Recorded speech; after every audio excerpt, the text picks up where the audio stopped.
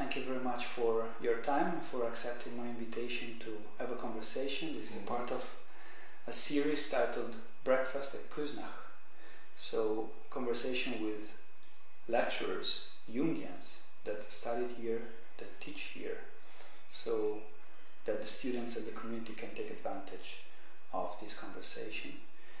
We are in the Punktzimmer, which is the room where usually students have exams, and as far as I understand, this room is very familiar to you, because next year will be 40 years that you have graduated at the Institute, so 2018 is an important day. Yes. What is your memory of the Institute? Oh, let me start right here and now. You told me the interview would be here, but now that I am sitting here, it's impossible not to remember that in 81, so this is 35 years ago, when I was doing my final exams, Dr. Helmut Bartz was sitting here. He was the president of the curatorium, and the observer was Dr. Heinrich Schwirtz, who was then my analyst, and he had been analyzed by Jung himself, founder of the Zurich Clinic, and the exam was on psychiatry. Now, that's a good start. First of all, the Jung Institute was and still is the only place in the world where people like me could have a second chance. Because I studied law and social sciences. I entered the university in '63 when I was 18 years old in São Paulo, Brazil. Why law? Because my father, being a middle-class man, he thought his son should be a lawyer or a medical doctor or an engineer. And since I was a boy, it was very easy for me to talk in public. Then my father said, well, he'll be a good lawyer. And I went to law school to please my father, or because it was the father's word. But I never found myself in the law school. And I chose to study social sciences. And I loved sociology, history, anthropology, political science, and so on. And then I thought I would be a teacher and a scholar, an intellectual. I went to the United States to do graduate work, but when I was 30-something, I had a horrible depression, a painful depression. And I could not go on because I did no longer believe in what I was teaching. I mean, how could I teach Machiavelli and Hobbes and Rousseau and Montesquieu and all that when Brazil was under a military dictatorship and I was in a personal crisis? And I said, it's not honest, I cannot teach. So I had a leave of absence and I wanted to do analysis. In the United States, in the 60s, I had done, because I was already a little depressed, I had done group therapy, which was fashionable then. It was the home of Carl Rogers, Rogerio therapy, and I did that, which did not help. A little psychodrama, and I began, together with my political scientists, I began to read Freud. So I bought the paperback edition of the main books by Freud, and I was very interested in them, especially the case stories, Dora. And I said, I also must analyze my dreams. And as I was doing research for my thesis, I had this metal box with cards for my research, and I had a second one in which I would write my dreams. And I read Freud, and then I went to my dreams, and I tried to analyze my dreams. And my dreams were very heavy. I remember I had a dream that I was in a jury and all the patriarchs were there in the jury and I was being condemned by the patriarchy. My goodness. And then I read Freud, and I go to my files and my cards, but then I realized that it's as if all dreams were like Dora's dreams, and it was a kind of repetition. And I said, when I was depressed and back to Brazil, should I go to a psychoanalyst? But I had found a book in a bookstore in the United States because the cover of the book called my attention. It was this old man and it was dreams, memories, dreams and reflections, and I bought the book in 71 and I began to read it. And then I said, no, this is not Dora, this is not Freud. I think this man would understand what I am living. So I searched for a Jungian analyst, but in São Paulo there were only 3. And I went to one of them, and in the course of analysis, after 2 years I think, one day I had an insight that since I was a boy, I was interested in talking to other people about their most intimate sufferings. And my fantasy was that I could share that and somehow explain to people why they suffered. I remember vividly. These were fantasies I had. And then I also remember that when I was a teacher, when you are a university teacher, besides giving classes and doing research and publishing, etc., you have to have free hours for the students who might want to come to you. And then in the door, you say from 3 to 5. And all my colleagues took that very lightly. And when students came, they would go have a coffee and talk about football or politics or whatever. This I remember during analysis. But then a student came and said, Gambini, for this paper, you had a reading list, and I went to the library and I couldn't find the material. And I said, you could not find the material in the library? He said, no, it's difficult. I said, is this really what you want to talk about? And then the student said, can I tell you something? I said, go ahead. And he said, I took 40 times LSD and I don't know what's real, what's not real. So I am in your class and I listen to you, but there are 2 realities and I don't know what to do. And I felt, I am a teacher.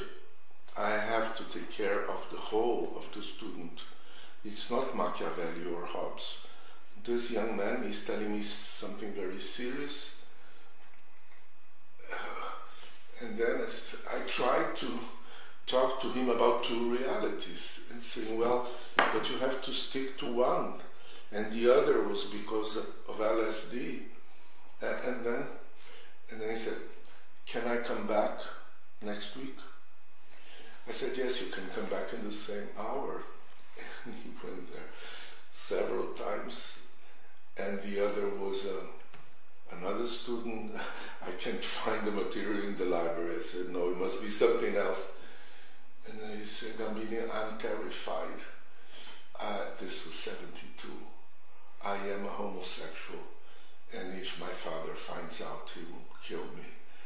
And I think it's better that I kill myself because I don't know what to do. And then I went into that, and then the girl, she was pregnant, and then the other. I had forgotten all that. In analysis, I had this moment saying, perhaps that's the real me.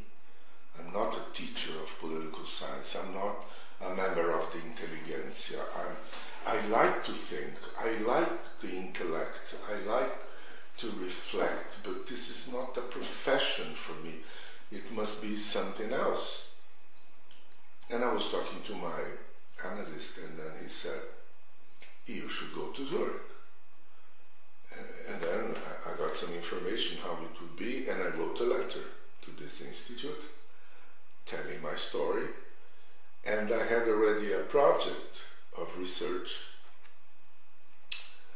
and I was accepted together with my wife, who had studied social service, had worked with women in jails, had worked with poor people, and she also had this drive to work with people. And we both were accepted. And in those years there was a numerus clausus here. They would only accept a certain number of foreign students. But we were accepted, and then I had to fight to get a scholarship in Brazil to be able to come and move to Switzerland.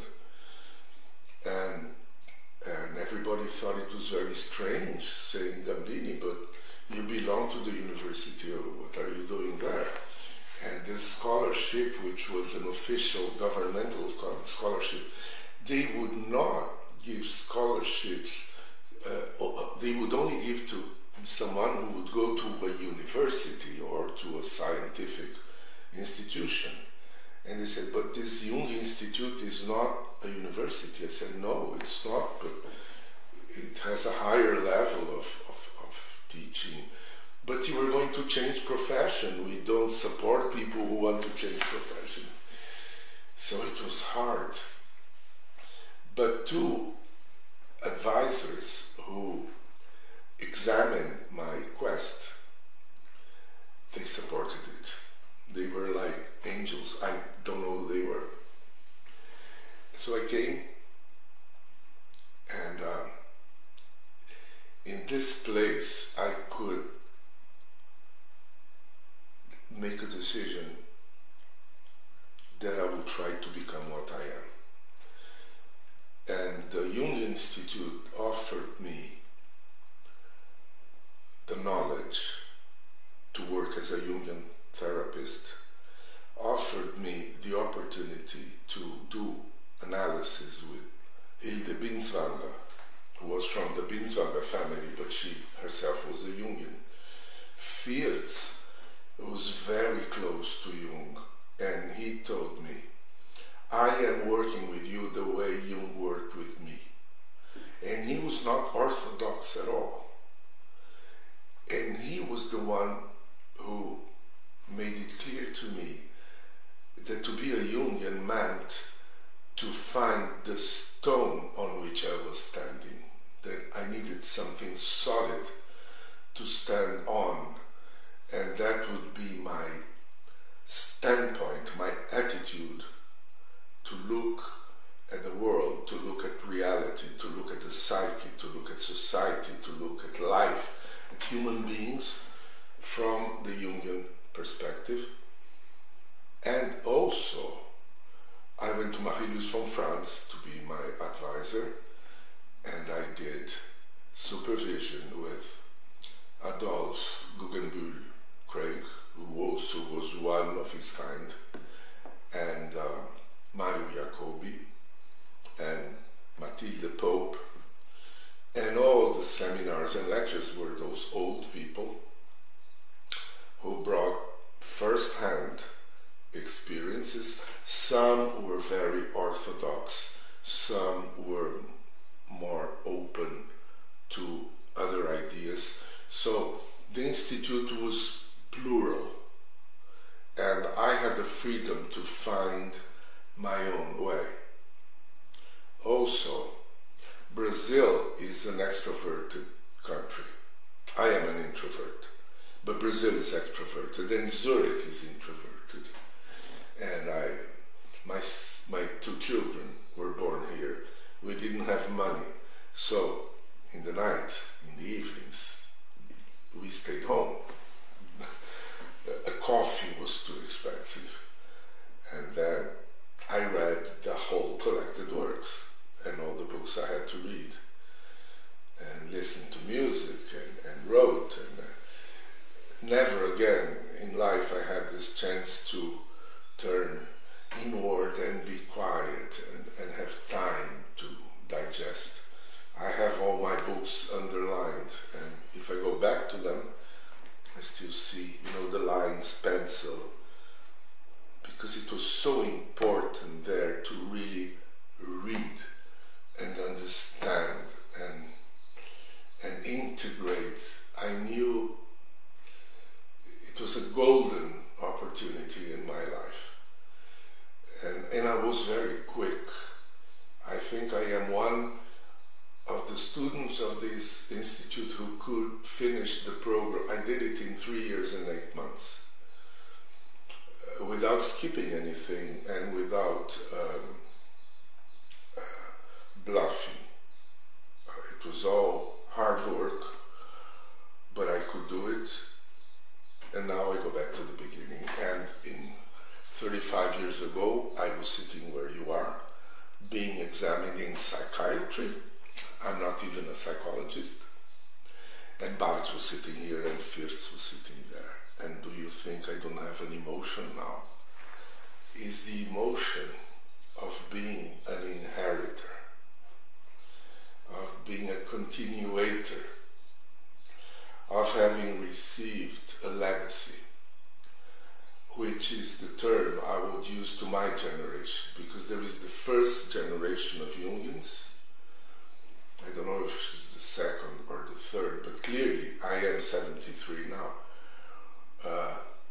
I have inherited, and this creates a responsibility and a keen consciousness. What we have to keep alive is the spirit that emanated from Jung and everybody else, and even the place, the flame. My great fear is that legacy be understood as academic production. Academic production has a place, but it's not all. One way to keep the legacy alive is the way we practice, but most of all is the way we live.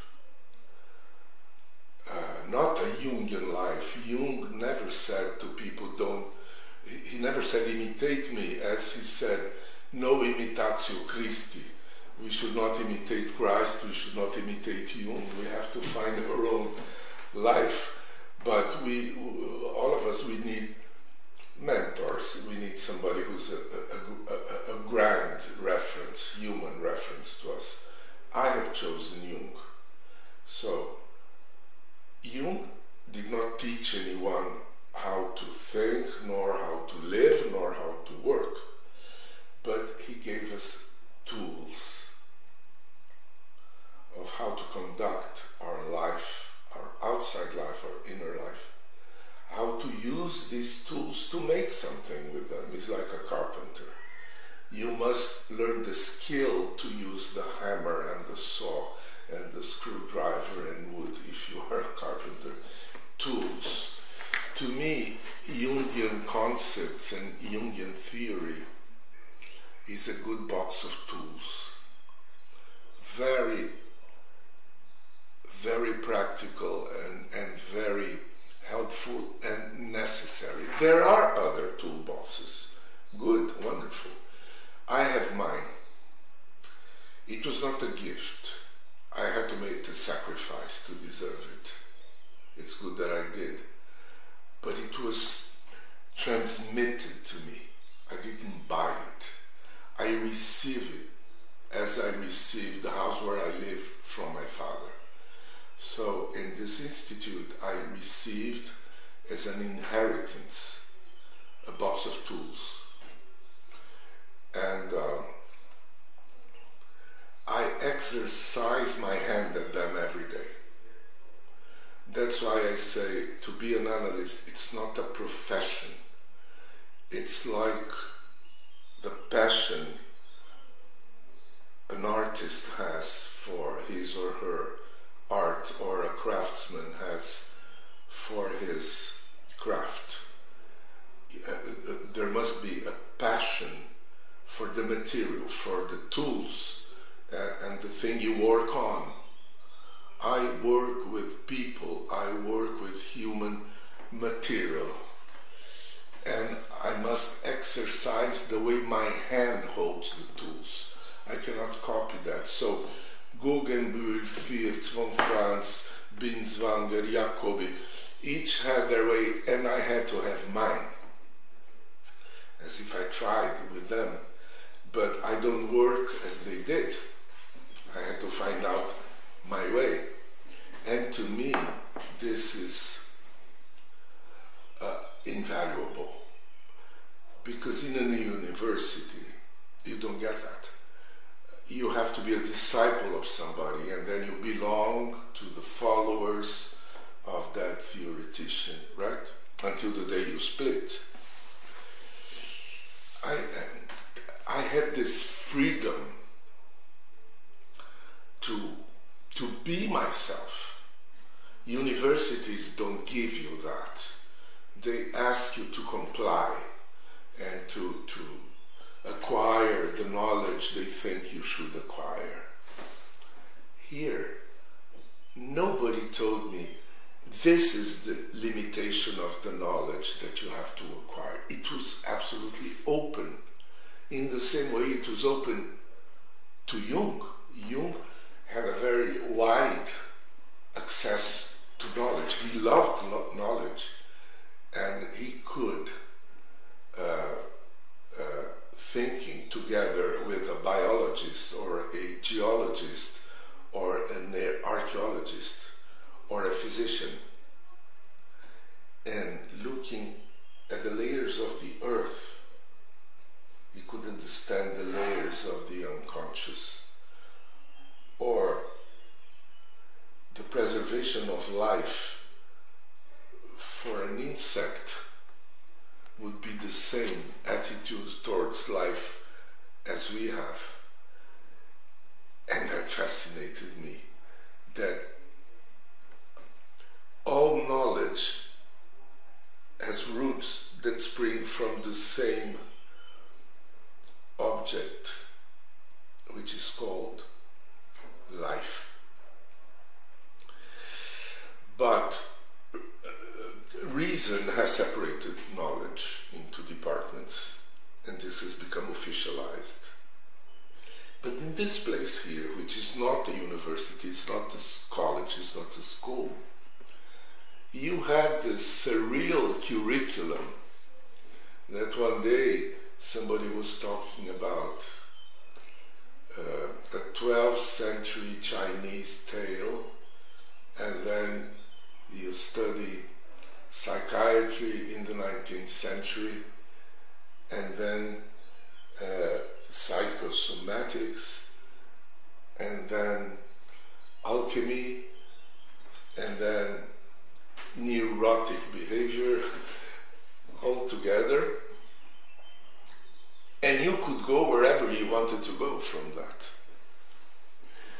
So the Jung Institute is not Harvard, is not Sorbonne, is not, that's not the mark of the mark of the Institute is that it is unique, and that Jung did not want it.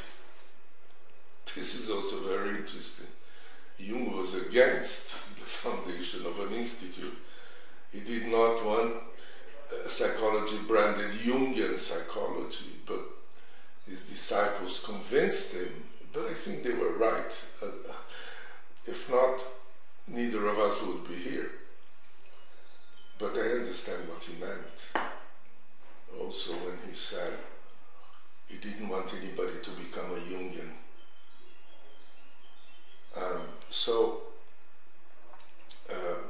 you invited me for this conversation in this room, and I am fully aware that I am trying to continue the growth of a tree.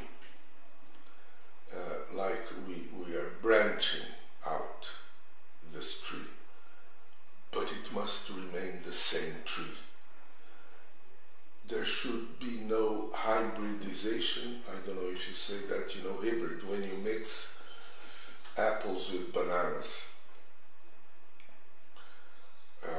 There's no need to do that. What Jung thought, because he had access through his introverted, intuitive thinking, he had access to a zone or a channel that he baptized as the psychoid, in which he get almost a Gnostic perception of certain levels of reality, which he tried to formulate in scientific terms, so it could be readable and also not confused with science fiction or mysticism. But one, he did not write everything that he thought. And second, even what is written is not completely understood to date. So it is necessary not that we try to be post-Jungians, because to be post-Jungian still you have this reference to the father, you want to overcome the father. I don't have that problem. I don't need to kill the father or to overcome or reformulate. I inherited my father's house, I didn't put it down. You know what I did with it? Some friend said, oh, you could introduce modern art. It's a 1941 house that my father designed. And they said, oh, we can put a glass structure here. And I said, no. I took off the plaster to show the bricks. I took off 70 years of paint to see the wood. I said, let's take out the mask, and this is the house. My father did, and his son took the mask. So with Jung, there's no need to create new concepts, kind of trying to say, oh, he didn't understand it properly, or we must update this concept. I think all this comes from this kind of problem. There's no need to change the concepts. We just need to learn how to use them and go forward. When Jung said, in the Unus Mundus, matter and psyche are one, or inner and outer are two sides of the same coin, it's easy to say it, but still there is a lot of ground to be covered. Not so much with a sophisticated intellectualization of it, but to experience it. Again, the word selbst, self, in my country, in Brazil, there was an attempt to translate it, and then it was translated by si mesmo, which doesn't make sense. Is oneself, more or less. And then we say self, as we have many English words. The word doesn't matter. We call it self, you can call it self. What matters is that you experience it. And you don't become an extraterrestrial if you experience it. It only means that you know what you are talking about. And what he said is that the self is the center that organizes not only the psyche, it organizes our perception of reality, our consciousness. and that there is a relation between the ego and that center. Okay, this is the theory. We must live it. And we must practice that in analysis. So this other level has to manifest, and it does. But it's not like that. You have to follow a line to reach that. I'm very aware of the passing of life, of time in my life. My life didn't change much externally, but I remember time and what it did with these things that I'm talking about. So, being Jungian helps to grow old. Not because you have a recipe, but because you have a consciousness of what you were before and in what direction you are heading. And that makes it very interesting, because it's like a process of learning. And I want to stop now, but to close up, I would say the Jung Institute went through a crisis. I didn't follow it too close. I was in Brazil and the crisis was happening here.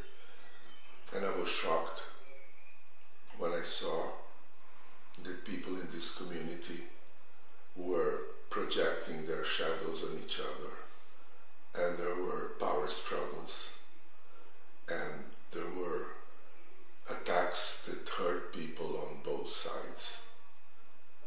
I was so far away, and I was very sad.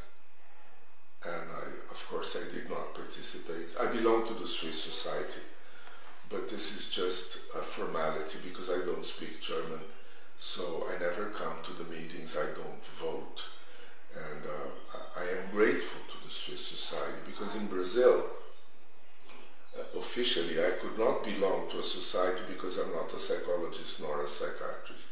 Although the first society, I must say, they changed their rules to include somebody like me who, even not being a psychologist nor a psychiatrist, nevertheless, or notwithstanding, is a member of IAAP. Because it would be a scandal if they would not include me. But I don't fit there. So I'm a member of the Swiss Society. But I was very shocked and very sad with what happened. And I feared that the Institute might close. Fortunately, it hasn't. Things have changed. Now there is this system of block. Is that the name, isn't it? Which is the only way people can come from abroad. It's impossible today to do what I did back in the 70s. You close your office, or you leave everything behind and come. And if you have a family, I mean, this is impossible. So it makes it possible for people to come, but it's quite different. There is not that being in it for a period of time. But things change, I mean, I can understand that. And hopefully the Institute is alive.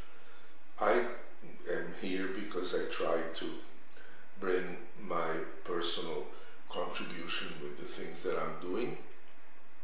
I'm giving lectures, and I'm not teaching anything. I just want to inspire and give a testimony. This is what I want to do here. Your experience is enlightening for many reasons.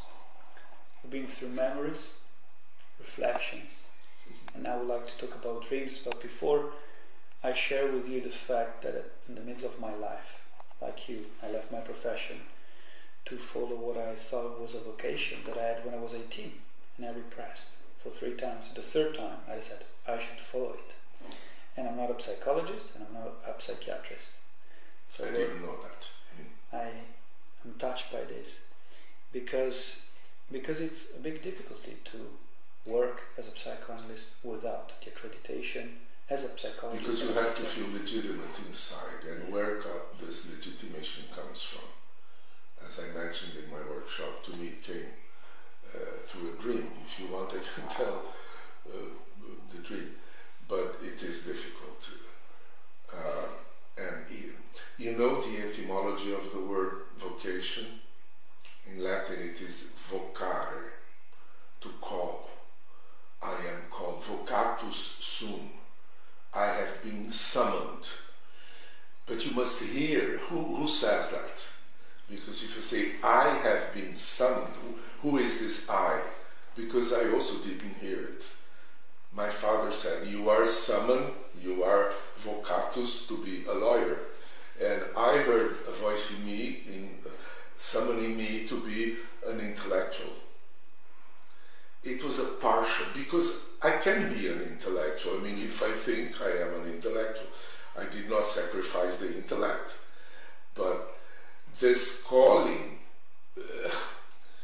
well, it came when I was 30-something. And maybe that's the way things are. But the drama is when somebody hears a call and there's nowhere to go. So the call dies in the air, and then it's a pain, because you cannot. Either because you are too old, or you are too poor, or there are no schools or places where you can learn what you need to learn or do what you want to do. This is a drama in many people's lives. In a country so unequal as Brazil is, so many vocation people cannot become anything because they are poor and they have no opportunities. This is another question. But here we had the opportunity to hear the call. What are dreams? Dreams are thoughts that I have when I am asleep. They spring from the same place where my thoughts now spring forth. The difference is that those thoughts are not directed by my conscious ego, but they are my thoughts. I think about the world, my dreams think about the world. I think about myself, my dreams think about myself. I think about my difficulties and my conflicts, my dreams do too. So they are my dreams are the thoughts of my twin brother, who is me, but is not the me who is awakened. And I think it was a great formulation by Jung. The dreams are not merely the expression of my wishes, or that I could discover my repressed wishes. Dreams are much more than that, because they are as much as my thoughts are. I can have sublime thoughts, or I can have stupid thoughts. And I can have sublime dreams, and I can have also very commonsensical dreams. And Jung said, dreams want to take part in your conscious process, so they can also be part of your life.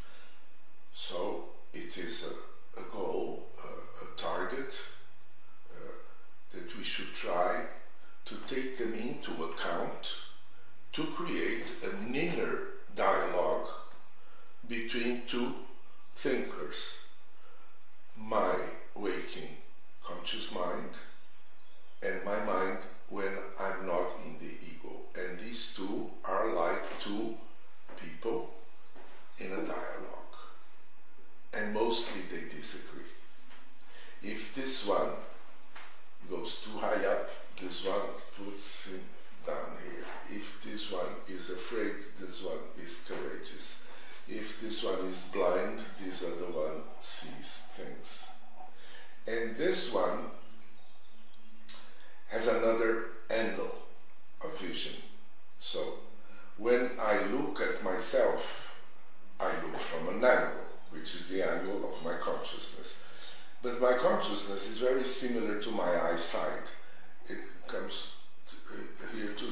it's not even 180 degrees, it's a little less. And I can only see things, even if I turn my head, it will always be this, right? This is my angle.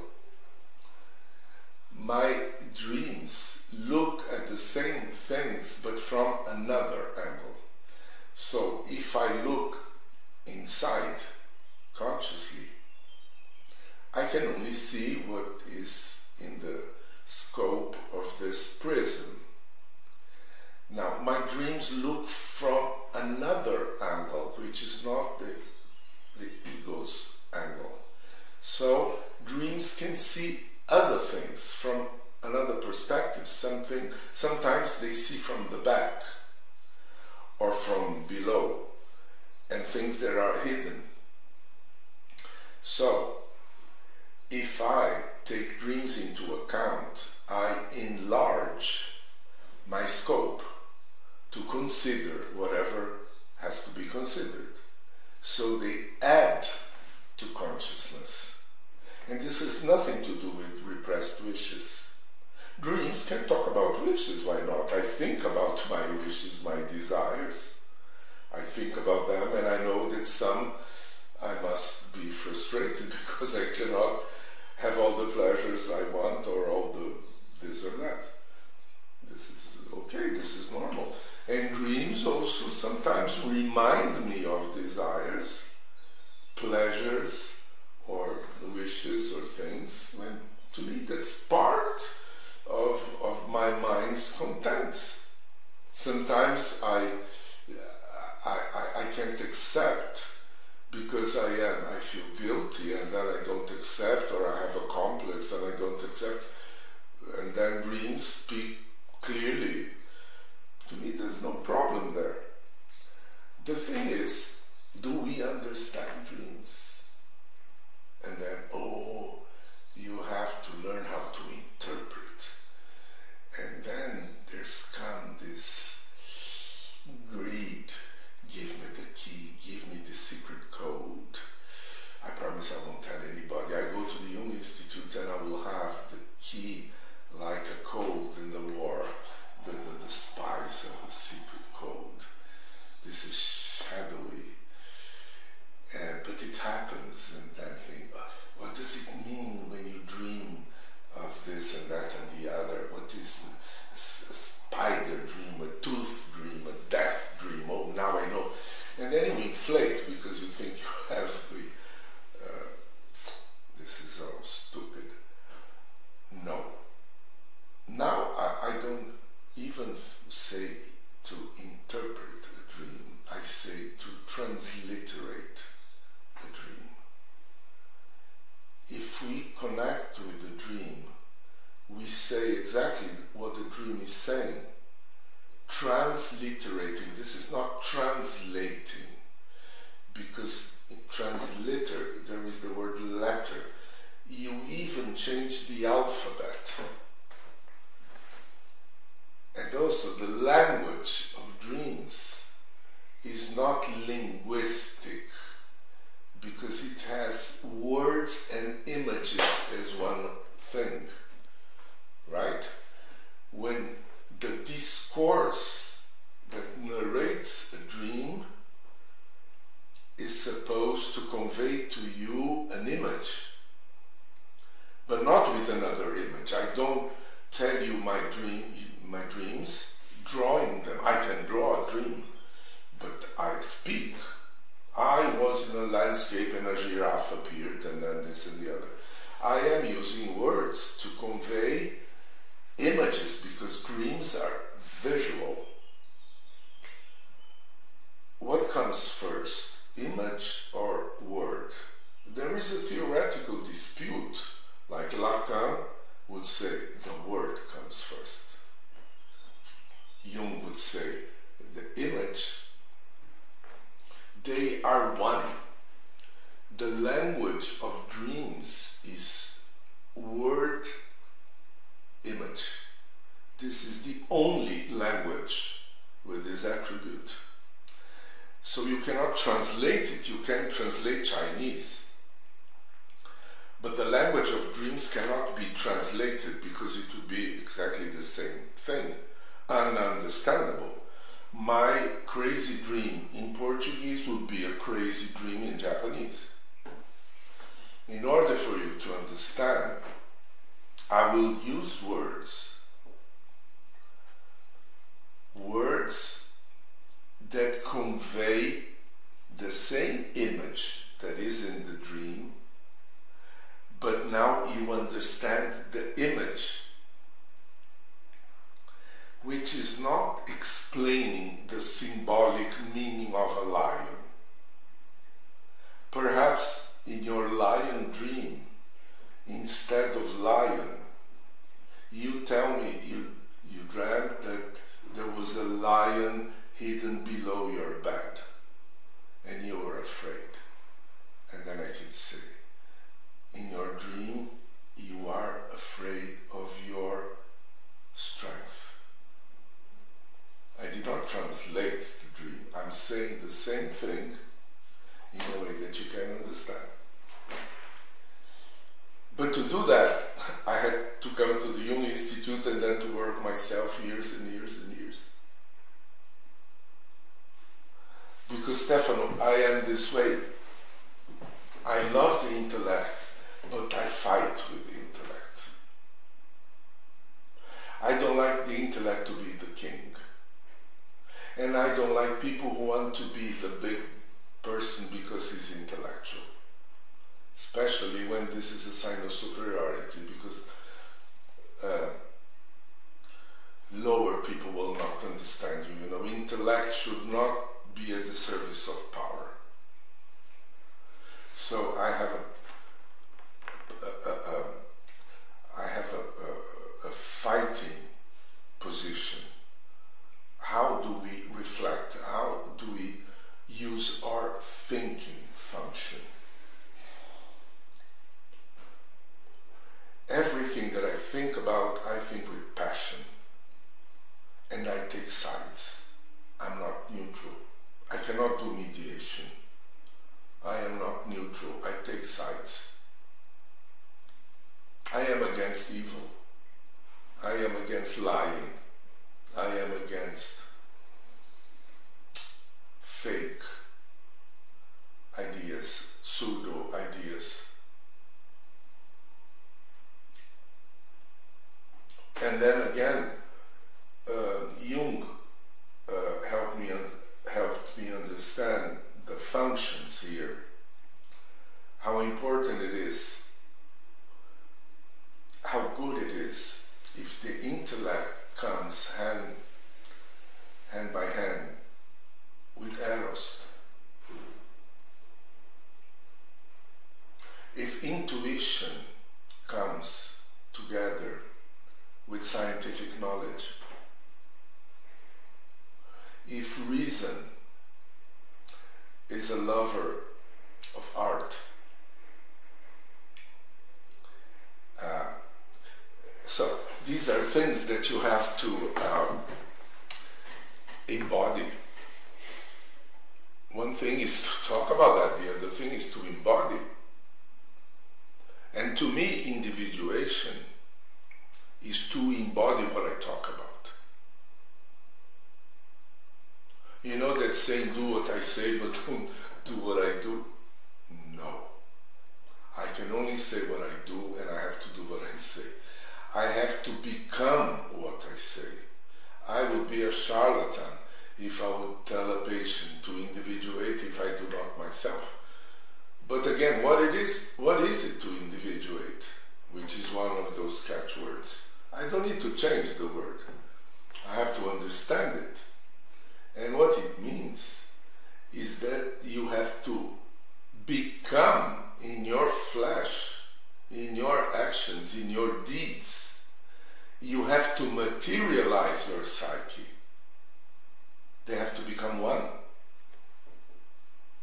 And it's difficult. And you need courage and you pay a price for it. Sometimes you go against the stream. You can be criticized and you can be judged, and you also need to find a standpoint towards that. But to me, This is my religion, I would say. To incarnate. I cannot incarnate God. I'm not the Son of God. What can I incarnate? This more profound level. If it exists, it must come to the surface and it must act in the world. Which does not mean that we should become activists or write pamphlets or manifestos. It's enough if I do it quiet in my corner. Because we need a growing number of people who try to do that. This is one of the things the world needs. We don't have to write another book on ethics. We have to practice it. And again, the tools. One of the tools Jung gave us is called shadow. And the other tool is called projection. Projection of the shadow. Oh, you have 10 years of work with that. Why do we lie? How do we search for truth? What is this in a person's life? When Jung speaks of anima and animus, again, I don't like the theory. And then discussing if women have anima and men have animus and post-anima and this and that. I don't need that. I need to experience what that is. It is an experience. I know what it is to be possessed by a negative anima or by an inspiring anima. I know there is something that intermediates me and something deeper in me, but I don't care the name. There is an intermediation. Sometimes it's closed, sometimes I feel I am superficial, sometimes I feel I am uninspired, and I say, oh, I'm so sorry, but the door is closed, I'm not accessing. We are variable, but those tools, they are there for us, first of all, to work on ourselves. And then we work with the clients, the patients. We use the tools to understand the world we live in, or the subjects we choose to make a study and say something about whatever. I have my topics. One is trees, the mutilation of trees in cities, for instance. Or other things that I have worked on. But then, what was I saying? Yes, to embody. To me, individuation is to be, to become what I say. When we talk about individuation, or when we talk about the concept of the self, becoming oneself, in Italian there is a beautiful expression, farsi sé. It's a beautiful translation. We cannot forget what Jung said, Deo concedente.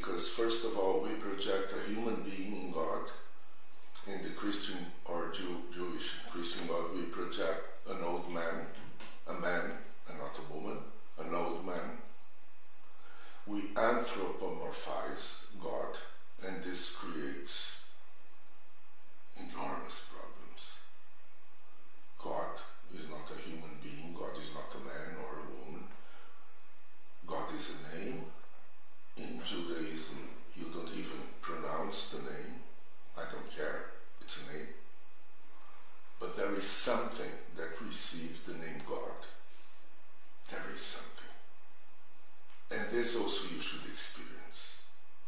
Deo concedente, you should experience God. It depends on your openness, and it depends on your paying attention, because it can be minimal, it can be very small, but that's up to you. You need the perception. And then, what is it? It's something that transcends my consciousness. Before I lectured this morning, I was sitting in the garden here at the Institute in a bench. I reviewed my imagination, how I would start the lecture. It comes in my imagination. You would say, this is the anima. Yes, I think it is the anima. I imagine a few minutes before, and then I go to the stage, and it happens. I've done it hundreds of times. It's very pleasurable. But after I had reviewed these topics, I said, well, let me empty my mind. And a good way, I have done meditation for years, but I did not meditate there. I did something which is recommended and is very practical. Concentrate on your breathing. And I was sitting there, today was a beautiful morning, very quiet, and I was concentrating on my breathing.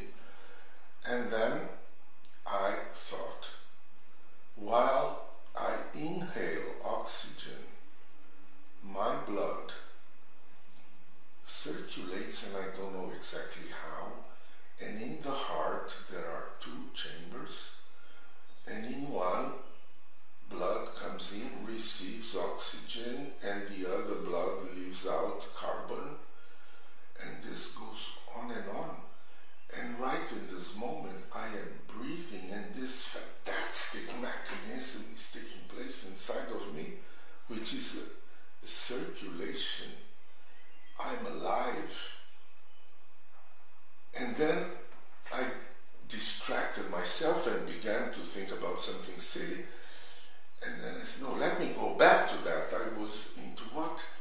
Right now I am breathing, and the leaves in the trees, through photosynthesis, they are also absorbing oxygen and leaving out carbon, and this is the miracle of life, and I am not conscious of it. We breathe all the time, and we do not pay attention what is happening and keeping us alive. You know that if you go that way, you might slowly transcend, which is the goal of all the gurus and the meditation and all that. I mean, you, all of a sudden, you know what is there. This is wonderful. And we live such a poor life because we forget to pay attention. So, God, Jung said that to him, religion, the religious attitude was careful attention to the manifestation of something that is greater than the ego, like in a synchronicity, in a small thing that happens.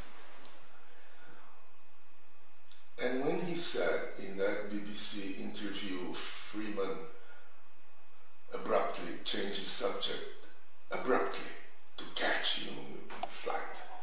Dr. Jung, do you believe in God? Believe? I don't need to believe. I know. And it was a scandal. Well, in English, to know has two meanings, but how dare Jung say he knows God, and then all the theologians and all that, blah, blah, blah, blah, blah. But I think Jung was being sincere. I mean, he had experiences of this that he called something greater than the ego. But he was careful when he wrote about God. First of all, because of his father. It began when he was a boy.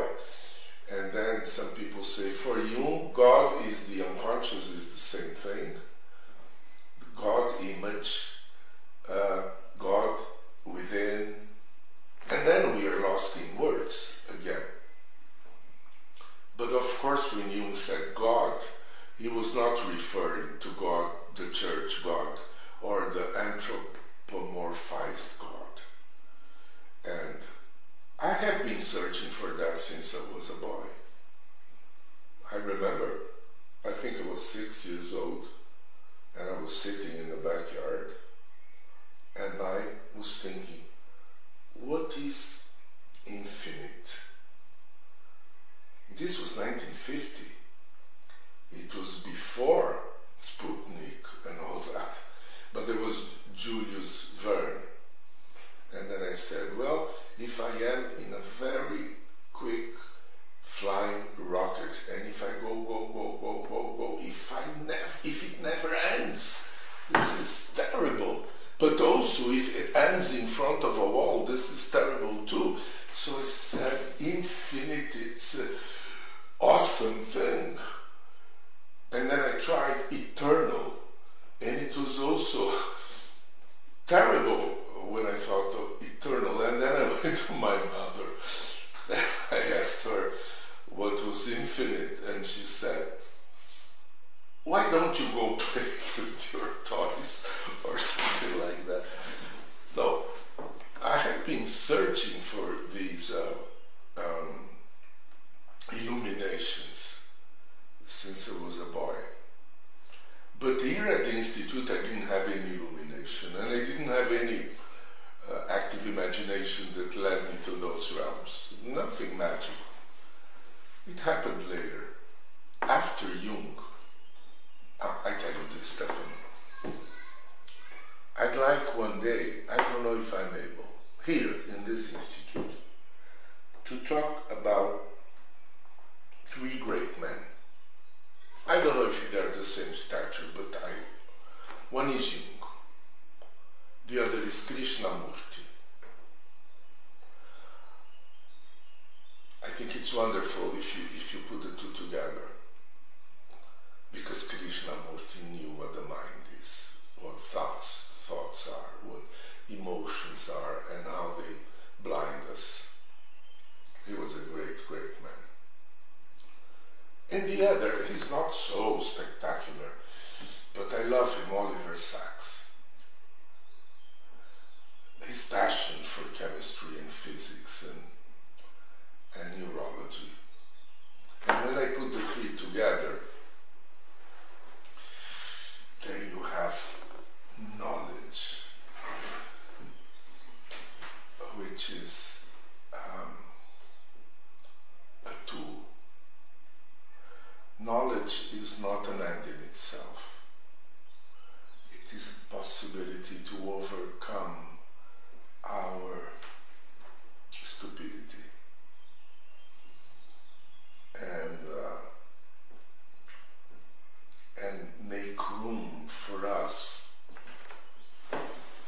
to be overwhelmed by reality, to the incredible power of life to create life. When I think Darwin, I could put Darwin there too, but when you think of the evolution,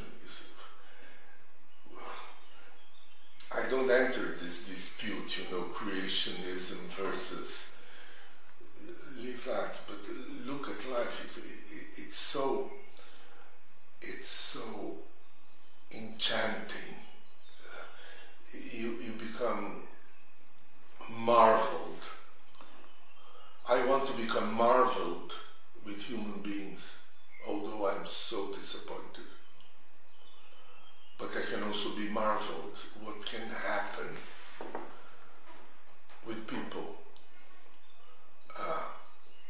with the heart, with the sensibility, with the creativity.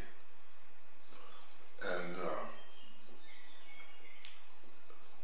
this goes back to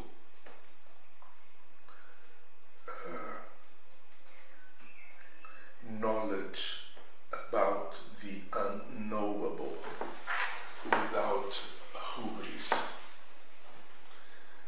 It's not forbidden, it's unknowable until you know it. And if we are balanced and mature and are not in